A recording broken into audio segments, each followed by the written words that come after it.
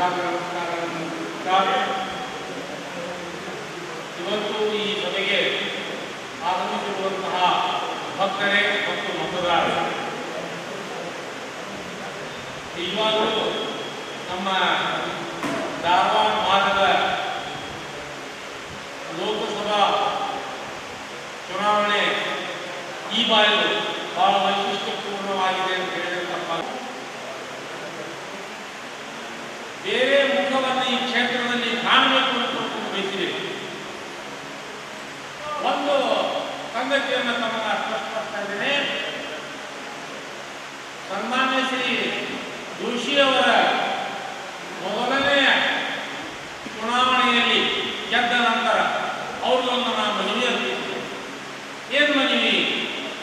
ಬಂಕಾಪುರದೊಳಗೆ ಕ್ರಿಸ್ತಶಕ 1098ರಲ್ಲಿ ನಿರ್ಮಾಣಗೊಂಡಂತಹ ಒಂದು ನಗರೇಶ್ವರ ದೇವಸ್ಥಾನ ಕೋಟೆ ಒಳಗೆ ನಾವು ನೋಡಿರ್ಬೋದು. ಅದಕ್ಕೆ 66 ಕಂಬಗುಂಡಿ ಅಂತ ಅದು ನಗರೇಶ್ವರ ದೇವಸ್ಥಾನ.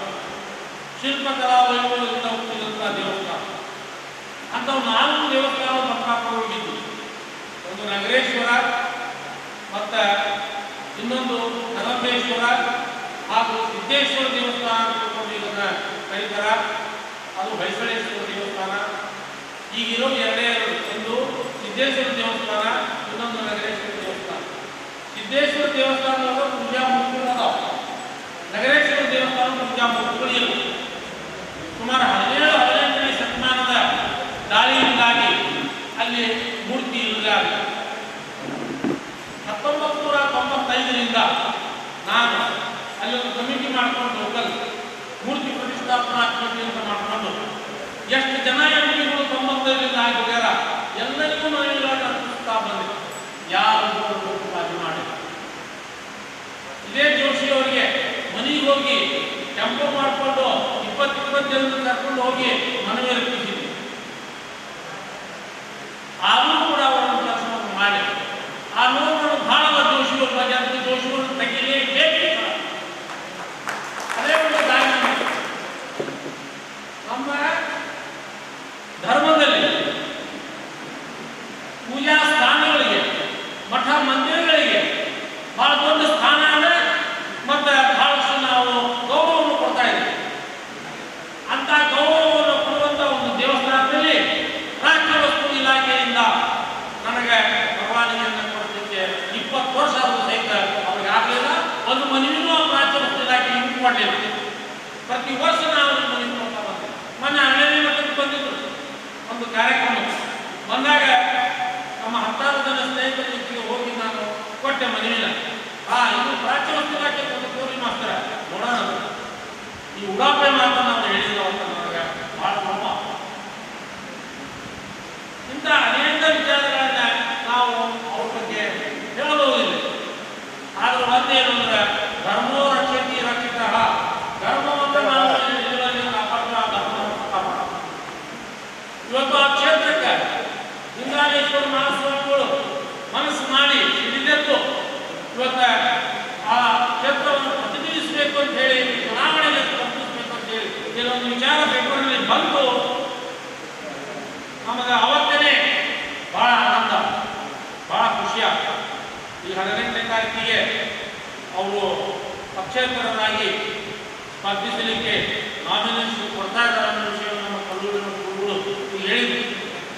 ಬಹುಸಂಖ್ಯೆಯಲ್ಲಿ ನಾವು ಹೋಗಿ ಆ ಒಂದು ಕಾರ್ಯಕ್ರಮದಲ್ಲಿ ಭಾಗಿಯಾಗಿ ನಾವೆಲ್ಲರೂ ಸೇರಿ ಲಿಂಗಾಲೇಶ್ವರ ಮಹಾಸ್ವಾಮಿಗಳ ಒಂದು ಕೃಪಾಶೀರ್ವಾದ, ಶಿರಟ್ಟಿ ಅಜ್ಜನವರ ಕೃಪಾಶೀರ್ವಾದ ನಮ್ಮ ಈ ಭಾಗದೊಳಗೆ ಧಾರವಾಡ ಅಥವಾ ಹುಬ್ಬಳ್ಳಿ ಅಥವಾ ಶಿವಮೊಗ್ಗ ಬಿಟ್ಕೊಂಡು ಏನು ಕ್ಷೇತ್ರವನ್ನು ಬರ್ತಾವು ಅಲ್ಲೆಲ್ಲ ಕೋಟಿ ಜನ ಭಕ್ತ ಸಮೂಹವಾಯಿತು. ಈ ಕ್ಷೇತ್ರದಲ್ಲಿ ಚುನಾವಣೆಗೆ ಸ್ಪರ್ಧಿಸಿದಂತಹ ಶ್ರೀಗಳವರು ನಾವೆಲ್ಲರೂ ಮನಸ್ಸು ಮಾಡಿದರೆ ಗೆಲುವು ಅಸಾಧ್ಯ ಅಲ್ಲವೇ ಅಲ್ಲ. ಬಹಳ ಹಗರಾಗಿ ನಾವು ಈ ಚುನಾವಣೆಯಲ್ಲಿ ಗೆಲ್ಲಬಹುದು. ಆದರೆ ಅದು ಹಗರಂತ ನಾವು ತಿಳ್ಕೋಬಾರ್ದು, ಹಗರಂತ ನಾವು ತಿಳ್ಕೋಬಾರ್ದು.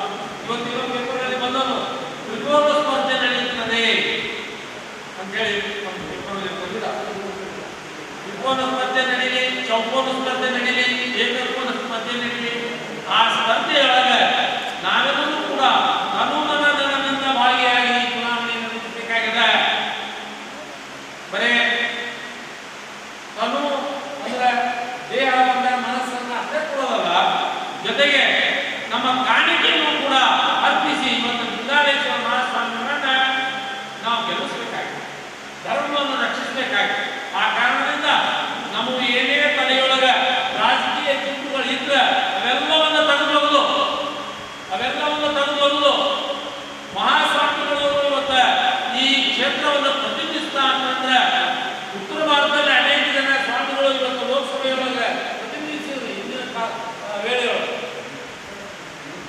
ದಕ್ಷಿಣ ಭಾರತದಲ್ಲದ ಪ್ರಪ್ರಥಮ ಬಾರಿಗೆ ಕರ್ನಾಟಕದೊಳಗೆ ಒಬ್ಬ ಸ್ವಾಮೀಜಿಯವರು ಲೋಕಸಭೆ ಚುನಾವಣೆಗೆ ಸ್ಪರ್ಧಿಸ್ತಾರೆ ಅಂದ್ರೆ ಬಹಳ ದೊಡ್ಡ ಅಭಿಮಾನ ಸಂಗತಿ ನಮ್ಮ ಸಮಾಜ.